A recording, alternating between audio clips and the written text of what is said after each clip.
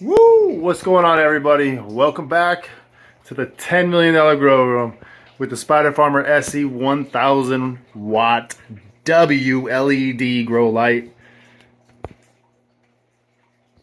paired with an onboard dimmable ballast remote driver. It's yours. It comes with the unit.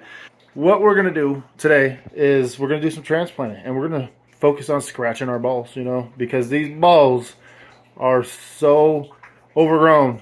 You know what it's like, man. You gotta scratch those balls. Let's get to it. Step one, we're just gonna do a little pre-fill in here.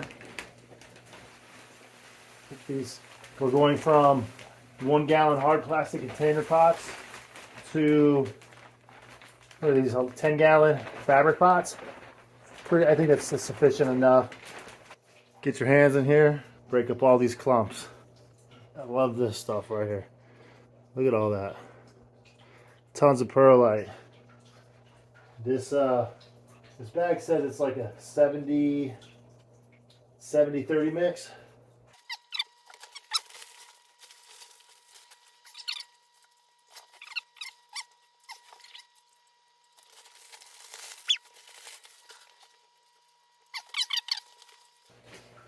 This is one of my favorite OGs.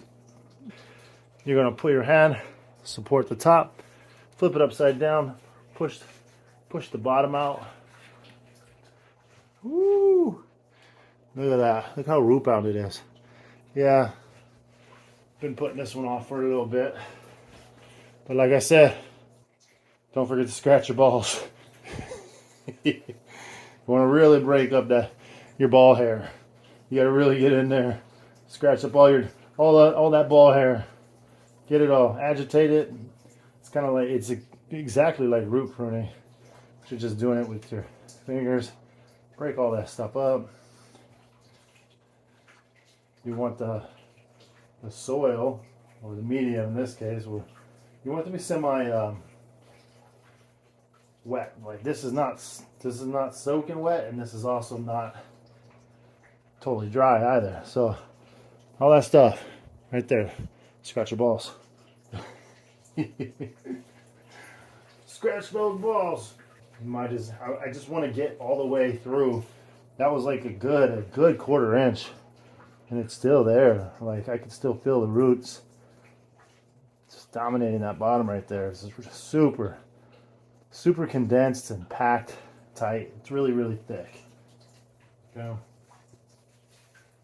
Okay, there we go. Ball scratched.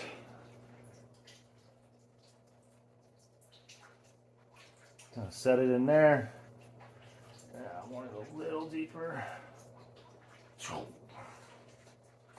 Boom. I just kind of want to gauge it, about a couple inches from the top. We want that hole in the middle.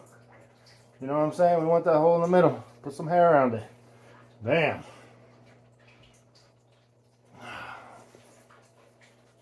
There you go.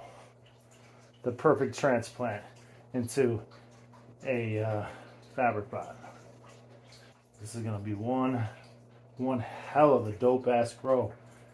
And the more people get out there and leave negative comments, the more it just makes me smile, because oh my god, they're gonna just shit themselves by the time they see this room.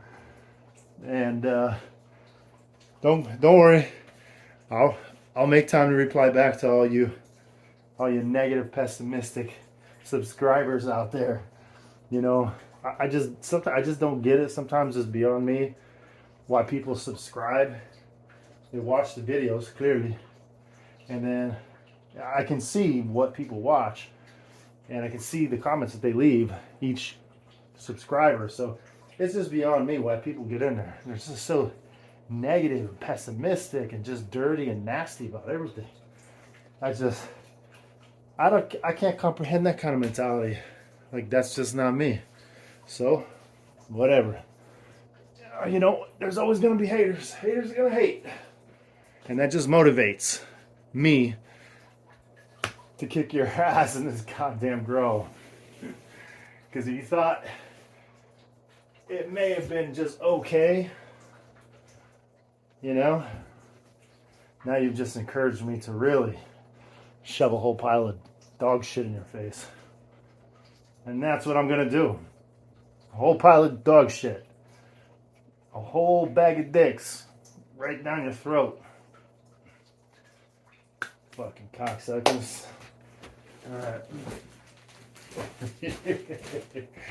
Come on, man. I don't give a shit. Alright. Here we go. Another favorite OG. Favored. Not favorite. Favored. In this garden, it's favored. Focusing on these.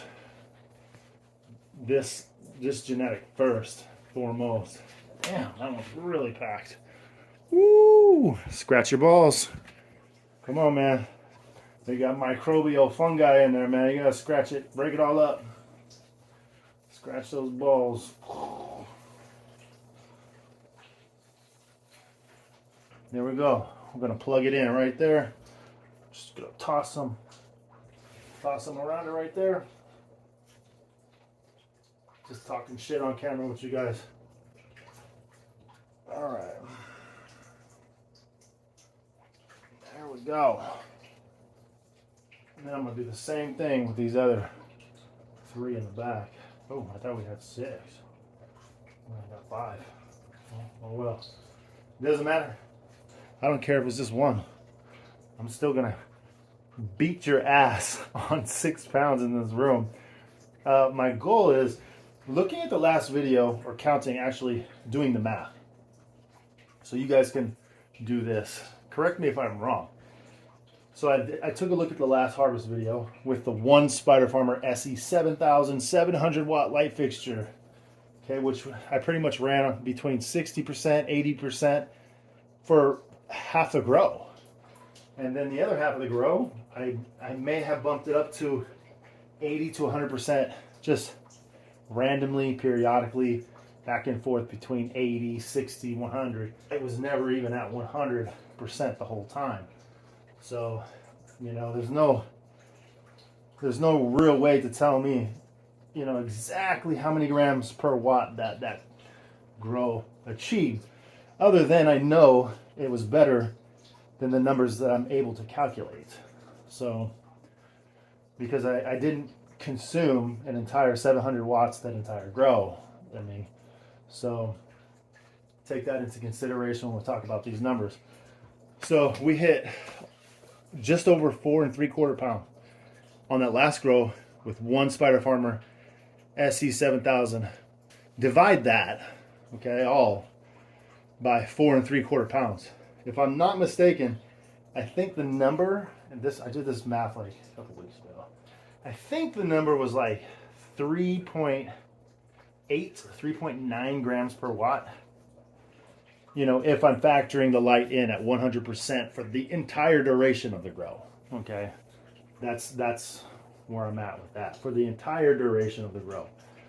So for argument's sake, let's just hypothetically say that the light was at 100% the whole grow, and which it was not. That calculates out to be about, I want to say it was either 3.8 or 3.9 or maybe even 2.9. I can't remember. I don't have a calculator on me right now either. So it was a lot. My goal is to beat that, to beat those numbers that I pulled off in the last grow. I got to beat that. Knife. Coco. The next best plant here, and the second favorite genetic. You can see those nice hairy ass roots coming out the bottom. Oh my gosh. These things are so overgrown for these pots. Okay. Don't forget, scratch your balls. What this does, guys, is it breaks up this circular pattern that the roots have kind of like set themselves in, and it allows for the plant's roots to expand into the new medium that you're setting it in. If you don't do this, well, you're gonna have some issues. It doesn't really matter. If your plant was root bound, how mine was, it's okay to get root bound. You know, everybody gets root bound. The ideal scenario is, you know, you do this stuff for a living and you never root bound. You're in here in your garden doing it every day and you're making a living at it and blah blah blah blah. You know, you never fall behind. You have a schedule. You wake up, you do this. You know, that's not the case here.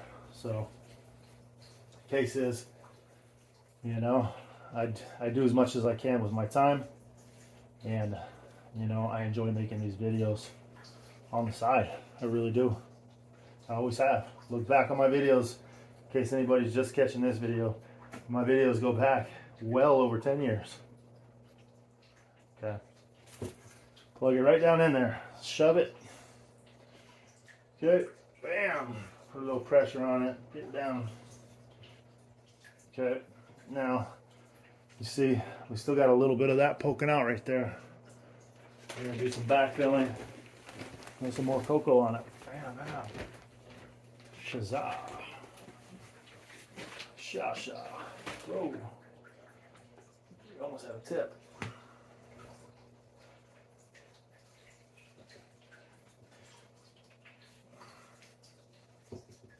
You know, the reason I'm not pressing it like hard, guys. I'm not trying to compress this like I'm compacting it into a brick. I am trying to get it like evenly spaced around the walls. You know, you want an even compression in your medium, because if it's looser in one area and tighter in another area, all the water is just gonna go to and drain out. Water finds the easiest route. Okay. And if it's not like packed in there, it's just gonna, you know, eventually it's gonna compact itself. And that's what I'm doing right now, is just setting the final height and the level of the cocoa. So when I do start watering, the soil in this cocoa is not gonna compress, you know, to an undesirable depth. I don't want it to go inches past the top of the knot. So my knot, you know, it's still right there. So my cocoa is compressed to the top still, and that's it right there, to the top. Okay, boom. And with this grow, I'm just going to use a basic fertilizer, just a hydroponic fertilizer. Just very simple. Grab your favorite fertilizer off your shelf. As long as you know how to use it, go grab it.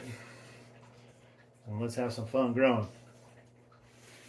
Okay, push this off to the side. Let's go ahead and grab another pot. So we did the pre-fill on that one. Same as the previous plants. Tip it over, support the top. Scratch your balls.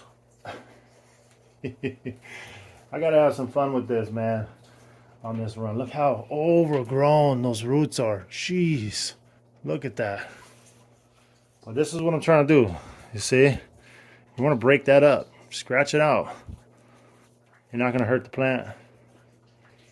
It's gonna get a little transplant shock, okay? You know, ideal, like I said, ideal scenario. You do your transplants before the roots even hit the sidewalls of the container. But, you know, I have been saving this grow for the perfect time. So, get the bottom. Just take your fingernails, man. Come on, don't be afraid to get dirty. That leaves. Shit. Don't be afraid to get dirty. Okay? Look at that. Real growers have dirty ass hands, I'm telling you. You'll know a real grower when you meet him. Let's take one look at his fingernails. You'll know what he does for a living. Those dudes are not afraid to stick their hands in some dirt. Alright. Just want to make sure, even the top, knock some of this off.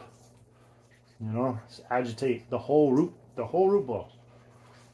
And if it's something up here doesn't have root, knock it off until you see roots. You really want to be able to let your balls, I want to let your balls breathe again. It's kind of like, you know, wearing a pair of boxers. There you go. Just throw it down just like that. Plug it in, push it down. Now backfill a little bit, as much as you can. And then you want to make sure it's nice and centered in the pot, and you want to make sure that the main branch is completely vertical and pointed upright. Okay, like that's where you get, that's why I keep pressing here, to get that support, that I know that no matter what, this plant is not going to start leaning, because once they get big, they get heavy, and they can lean and easily just take themselves out. So implement these, you know, minor techniques in the beginning of your grow and your transplanting. I have five plants in this room. That's all I got here. Wish I had more. I thought I had 6. I was wrong. Let me see. Maybe one died? I don't know. I thought it was 6 at one point. Okay, so I'm going to compress all the soil around the sides. Work your way in. Just use your palm or your fist. Compact it. You know, this medium has so much perlite in it, guys. So much perlite. Let me see how close I could get you. It's insane. It's at least 30%. So there's no way you're going to overwater plants with this medium. And if you can get it, I prefer a 50-50.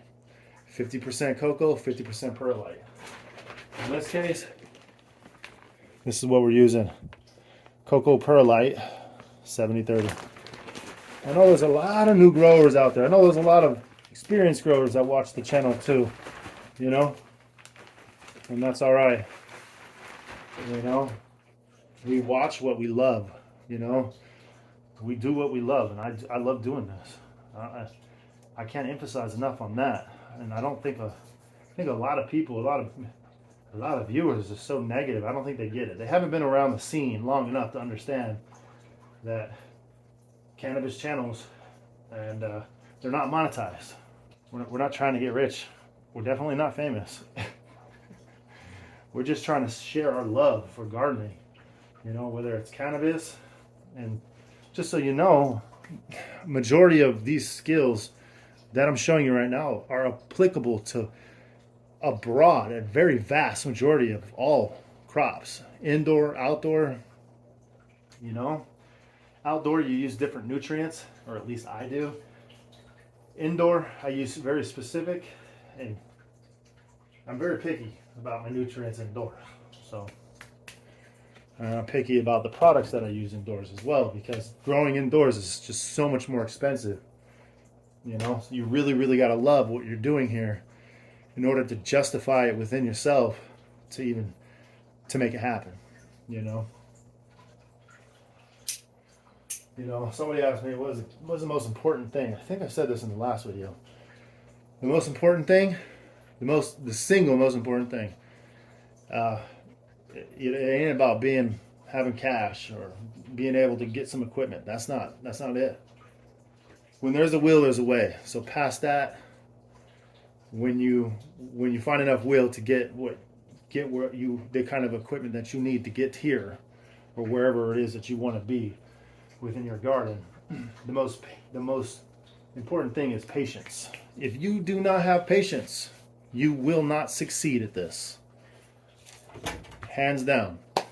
That's basically the most important piece of advice that I could give both experienced and, you know, greenhorn novice growers all alike, is just patience. And the experienced growers already know what the hell I'm talking about. So, like, trust me, they know.